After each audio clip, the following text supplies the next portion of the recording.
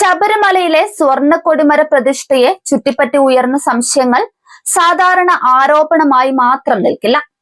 ഹൈക്കോടതിയുടെ ഇടപെടലോടെ ആ സംശയങ്ങൾ ഔദ്യോഗിക അന്വേഷണത്തിന്റെ വെളിച്ചത്തിലേക്ക് കടക്കുകയാണ്.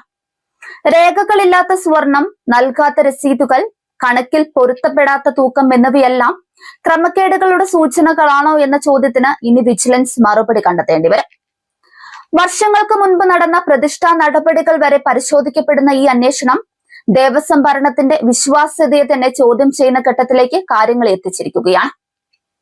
2017 നടന്ന കൊടിമര പ്രതിഷ്ഠയ്ക്കായി ഫീനിക്സ് ഗ്രൂപ്പ് 3.2 കോടി രൂപ സ്പോൺസർ ചെയ്തിരുന്നുവെന്നും അതിൽ ബാക്കി വന്ന 16 ലക്ഷം രൂപ ദേവസ്വം ബോർഡിന് കൈമാറിയിരുന്നുവെന്നും അവകാശവാദമുണ്ട്.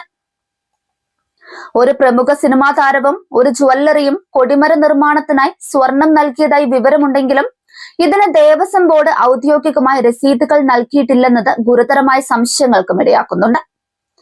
ദേവസ്വത്തിലേക്ക് ലഭിക്കുന്ന ഇത്തരം സംഭാവനകൾക്ക് 3A പ്രകാരമുള്ള രസീത് നൽകണമെന്നിരിക്കെ രേഖകളില്ലാത്ത ഈ സ്വർണം എവിടെ പോയി എന്നതിനെക്കുറിച്ചും അഴിമതി നടന്നിട്ടുണ്ടോ എന്നതിനെക്കുറിച്ചും ഇനി വിജിലൻസ് അന്വേഷിക്കും.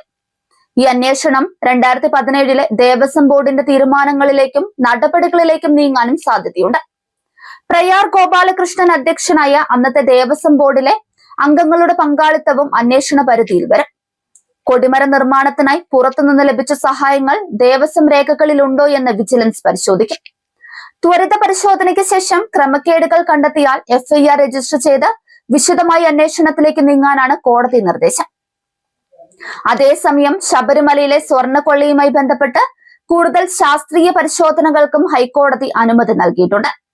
സ്വർണ്ണപ്പാളികളിലെ സ്വർണത്തിന്റെ അളവ് കൃത്യമായി തിട്ടപ്പെടുത്തുന്നതിനായി ബാബ അറ്റോമിക് റിസർച്ച് സെന്ററിന് കീഴിലുള്ള ലാബിൽ സാമ്പിളുകൾ പരിശോധിക്കും. നേരത്തെ VSSCയിൽ നടത്തിയ പരിശോധനയിൽ സ്വർണ്ണപ്പാളികൾ മാറ്റിയിട്ടില്ലെന്ന നിഗമനത്തിലായിരുന്നുവെങ്കിലും ദ്വാരപാലക ശില്പങ്ങളിൽ നിന്ന് സ്വർണം വേർതിരിച്ചപ്പോൾ ഉണ്ടായ തൂക്കത്തിലെ കുറവ് SITയെ കുഴപ്പിക്കുന്നുണ്ട്.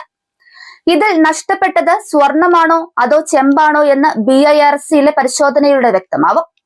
കൂടാതെ കേസിൽ ഉൾപ്പെട്ടവരുടെ 2019 മുതലുള്ള ഫോൺ രേഖകൾ പരിശോധിക്കാനും സർവീസ് പ്രൊവൈഡർമാർക്ക് കോടതി നിർദ്ദേശം നൽകിയിരിക്കുകയാണ്.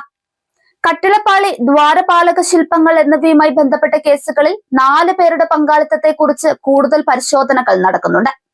ഈ മാസം 19 വീണ്ടും കേസ് പരിഗണിക്കും.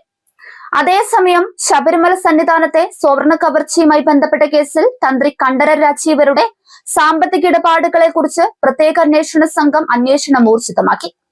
കേസിലെ മുഖ്യ പ്രതികളുമായുള്ള സാമ്പത്തിക ബന്ധത്തെക്കുറിച്ചും ഗൂഢാലോചനയിൽ തന്ത്രിക്ക് പങ്കുണ്ടോ എന്നതിലുമാണ് അന്വേഷണം നടക്കുന്നത്. സ്വർണ്ണ കവർച്ചയുമായി ബന്ധപ്പെട്ട് നേരത്തെ അറസ്റ്റിലായ ഉണ്ണികൃഷ്ണൻ പോറ്റി ഉൾപ്പെടെയുള്ളവരുമായി തന്ത്രിക്ക് അടുത്ത ബന്ധമുണ്ടെന്ന സൂചനകളുടെ അടിസ്ഥാനത്തിലാണ് നീക്കം. പ്രതികളുടെ ബാങ്ക് അക്കൗണ്ടുകളിലേക്കും തിരിച്ചും നടന്ന സാമ്പത്തിക ഇടപാടുകളുടെ രേഖകൾ SIT പരിശോധിച്ചു വരികയാണ്.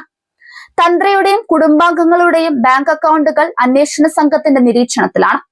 സ്വർണ്ണ കവർച്ച നടന്ന കാലയളവിൽ അസ്വാഭാവികമായ സാമ്പത്തിക കൈമാറ്റങ്ങൾ നടന്നിട്ടുണ്ടോ എന്നും പരിശോധിക്കും.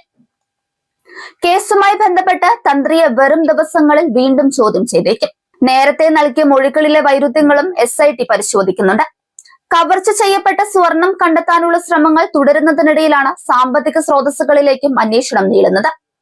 കവർച്ച ചെയ്ത സ്വർണം, വിറ്റഴിച്ച പണം എവിടെ പോയി എന്നതിലാണ് അന്വേഷണ സംഘം ശ്രദ്ധ കേന്ദ്രീകരിച്ചിരിക്കുന്നത്. ശബരിമല സ്വർണ്ണ കവർച്ച കേസിൽ രാഷ്ട്രീയ സാമൂഹിക രംഗത്തെ പ്രമുഖർക്ക് പങ്കുണ്ടെന്ന ആരോപണങ്ങൾക്കിടെ തന്ത്രിക്കെതിരായ അന്വേഷണം കേസിൽ നിർണായകമാകും. സംഭവത്തിന് പിന്നിലെ ഗൂഢാലോചന പുറത്തു കൊണ്ടുവരുമെന്ന് അന്വേഷണ സംഘം വ്യക്തമാക്കിയിരിക്കുകയാണ്.